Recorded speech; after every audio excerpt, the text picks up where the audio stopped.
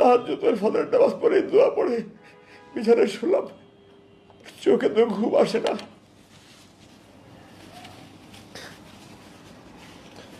আগের দিন দুপুরে খেয়েছি, এরপরে তো সারা রাত ঘুম নাই, খাবার নাই, মৃত্যুর আতঙ্ক।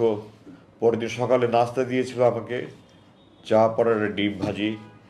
নাস্তা খাওয়ার তো নাস্তা দিয়ে দেখলেই আমার চোখ দিয়ে ঝরঝর করে পানি বলে, কারণ আমি মাকে নিয়ে খেতে বসছিলাম, মাকে দিয়ে সময় লোকমা খাইয়ে দিলাম।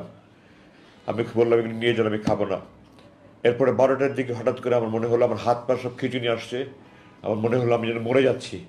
আমার চোখ মুখ অন্ধকার হয়ে আসতে, আমি চিৎকার চেঁচামেচি শুরু করলাম। এরপরে আমি আর কিছু বলতে পারবো না। কতক্ষণ পরে আমার হুশ আসছে আমি বলতে পারবো না।